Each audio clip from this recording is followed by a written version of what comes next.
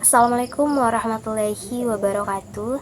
Perkenalkan, saya Rahmadina dari kelas D NIM H01244341 Program Studi Pendidikan Bahasa Inggris. Video ini saya buat sebagai bentuk pemenuhan ujian akhir semester mata kuliah Profesi Kependidikan. Di sini saya akan menjawab seluruh pertanyaan yang diberikan berdasarkan apa yang telah saya pelajari tentang profesi guru, etika, dan prinsip-prinsip kependidikan. Untuk mengetahui lebih jauh, yuk tonton sampai habis. Pertanyaan pertama, 3 karakteristik utama yang membedakan profesi kependidikan dari profesi lainnya.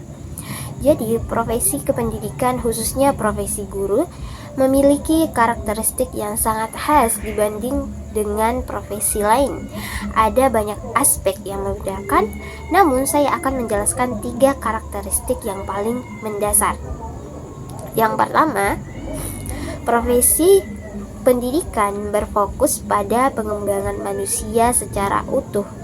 Jika banyak profesi lain berfokus pada produk, pelayanan, atau target ekonomi, profesi guru sepenuhnya berfokus pada manusia, terutama pada perkembangan mental, emosi, moral, dan intelektual siswa. Guru berada dalam posisi membentuk generasi masa depan, yang artinya hasil kerja guru tidak langsung terlihat saat itu juga, tetapi terlihat dalam jangka panjang ketika siswa tumbuh menjadi pribadi dewasa. Hal ini membuat profesi guru memiliki dampak sosial yang sangat besar.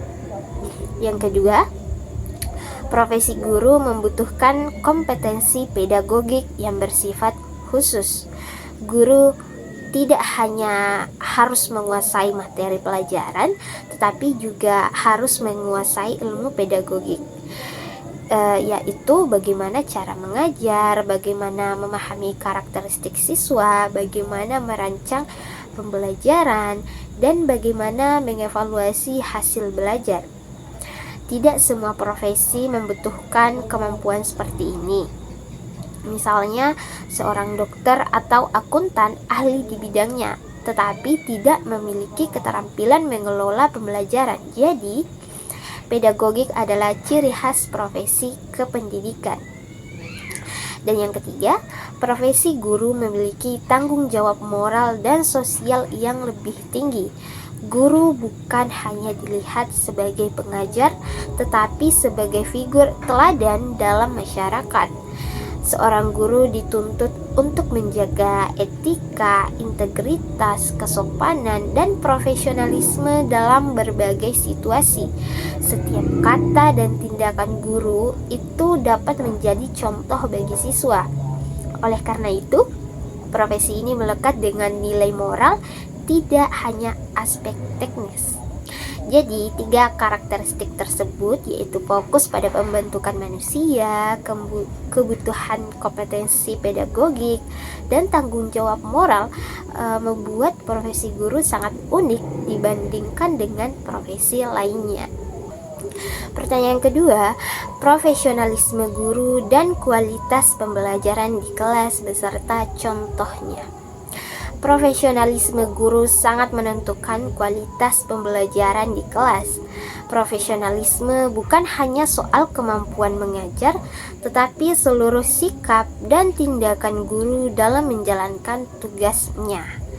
Seorang guru yang profesional dapat dilihat dari kebiasaan dan kompetensinya, mulai dari datang tepat waktu, menyiapkan pembelajaran, menguasai materi, memahami karakter siswanya, menggunakan metode pembelajaran yang beragam, berkomunikasi dengan jelas, sampai menunjukkan komitmen terhadap perkembangan siswa. Semua aspek ini secara langsung mempengaruhi suasana belajar di kelas. Sebagai contoh, seorang guru profesional yang mengajar teks deskriptif di kelas bahasa Inggris tidak hanya memberikan definisi dan contoh dari buku, tetapi menyiapkan media visual seperti gambar, video pendek, atau bahkan benda nyata Guru tersebut memberikan kesempatan pada siswa untuk berdiskusi, saling memberi deskripsi, dan mencoba membuat kalimat dengan cara yang kreatif. Ibaratnya, guru profesional dapat mengubah kelas yang pasif menjadi kelas yang aktif dan dialogis, sehingga siswa tertarik dan tidak cepat bosan, sehingga pembelajaran menjadi lebih bermakna.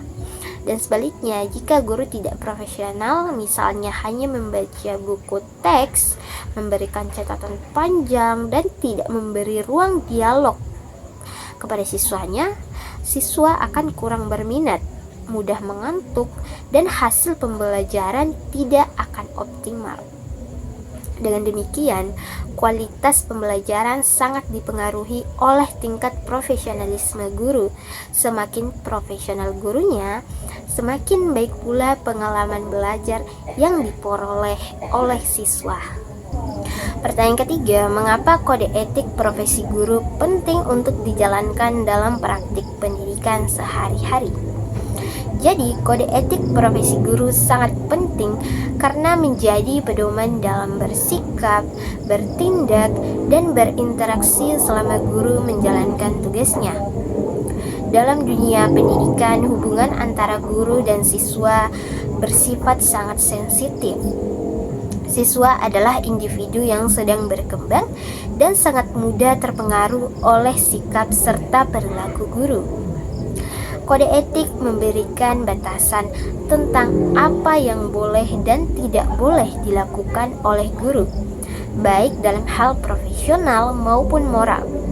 Contohnya, guru harus memperlakukan semua siswa secara adil tanpa diskriminasi, menjaga kerahasiaan pribadi siswa, tidak melakukan kekerasan verbal maupun fisik, dan harus menjunjung tinggi integritas.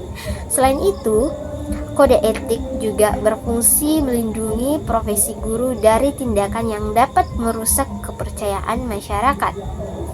Guru yang mematuhi kode etik akan mendapat kepercayaan dari siswa, orang tua, dan sekolah. Dengan adanya kode etik, profesi guru tetap terjaga kehormatannya dan mampu memberi contoh moral di masyarakat. Oleh karena itu, penerapan kode etik bukan hanya formalitas, tetapi kebutuhan utama dalam pelaksanaan pendidikan sehari-hari. Pertanyaan keempat, perbedaan kompetensi pedagogik dan kompetensi sosial guru beserta contoh pengaruhnya pada suasana belajar di kelas.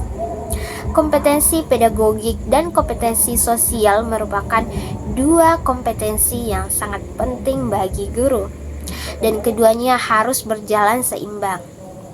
Kompetensi pedagogik berkaitan dengan kemampuan guru dalam mengelola pembelajaran. Contohnya, menyusun RPP, memahami karakter siswa, menggunakan metode yang tepat dalam mengajar, mengelola kelas, melakukan penilaian, dan memanfaatkan media pembelajaran dengan efektif. Sedangkan kompetensi sosial adalah kemampuan guru berkomunikasi, berinteraksi, dan membangun hubungan baik dengan siswa, rekan kerja, dan orang tua.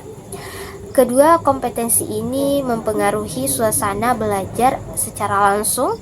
Misalnya, guru yang memiliki kompetensi pedagogik baik akan menciptakan pembelajaran yang terstruktur dan jelas, sehingga siswa lebih mudah memahami materi. Tetapi jika guru kurang kompetensi sosial, walaupun ia pintar mengajar, suasana kelas bisa terasa kaku dan siswa akan takut bertanya. Sebaliknya, guru yang kompetensi sosialnya tinggi, misalnya ramah, mudah diajak bicara, dan mampu memahami perasaan siswa, akan membuat kelas terasa nyaman dan penuh kehangatan. Namun jika ia kurang kompetensi pedagogik, pembelajaran bisa berantakan dan tidak fokus. Oleh karena itu, keduanya harus berjalan bersama. Guru yang menguasai pedagogik dan sosial sekaligus akan mampu membangun kelas yang aktif, hangat, terarah, dan menyenangkan. Pertanyaan terakhir, studi kasus pelatihan guru. Mengapa manfaatnya tidak terasa dan apa solusinya? Dalam kasus pelatihan guru selama 1 semester, namun sebagian guru merasa manfaatnya tidak terlalu dirasakan. Ada beberapa alasan yang mungkin terjadi. Yang pertama, materi pelatihan terlalu teoritis. Banyak pelatihan hanya membahas teori tanpa memberikan contoh nyata. Akhirnya, guru bingung bagaimana menerapkannya di kelas. Yang kedua, tidak adanya pendampingan lanjutan. Pelatihan berhenti setelah seminar selesai, padahal guru membutuhkan mentoring, supervisi, diskusi lanjutan, atau kesempatan praktik agar bisa menerapkan materi pelatihan. Yang ketiga, fasilitas di sekolah kurang mendukung. Misalnya, pelatihan mengajarkan penggunaan media digital, tetapi sekolah tidak menyediakan perangkat yang memadai. Guru akhirnya kembali ke metode lama. Dan yang keempat, kurangnya motivasi atau munculnya resistensi terhadap perubahan. Sebagian guru sudah merasa nyaman dengan metode mengajar yang lama, sehingga enggan mencoba pendekatan baru. Tanpa mindset yang positif, pelatihan tidak akan berjalan secara optimal. Dan yang terakhir, pelatihan tidak sesuai kebutuhan guru. Kadang topik pelatihan tidak relevan dengan masalah nyata yang dihadapi guru di kelas. Jadi, meski pengetahuan baru bertambah, penerapannya kurang terasa. Ada beberapa solusi yang dapat saya tawarkan sebagai calon guru, yaitu yang pertama, pelatihan harus dirancang berbasis praktik, bukan hanya teori. Guru perlu melakukan micro-teaching, simulasi, atau praktik langsung. Yang kedua, adanya pendampingan pasca pelatihan, misalnya coaching, supervisi kelas, atau kelompok refleksi. Yang ketiga, sekolah perlu memberikan fasilitas dan dukungan penuh agar bisa menerapkan keterampilan baru. Yang keempat, membangun komunitas berbagi praktik, baik di sekolah atau MGMP, agar bisa saling belajar. Yang kelima, menumbuhkan budaya belajar sepanjang hayat pada guru, bahwa mengajar bukan hanya rutinitas, tetapi profesi yang harus terus berkembang. Dengan langkah-langkah ini, pelatihan dapat memberikan dampak nyata dan meningkatkan profesionalisme guru. Demikian penjelasan dari saya mengenai kelima soal final test profesi kependidikan. Semoga jawaban ini dapat memberikan gambaran bagaimana seorang guru seharusnya bersikap dan menjalankan profesinya secara profesional. Terima kasih. Wassalamualaikum warahmatullahi wabarakatuh.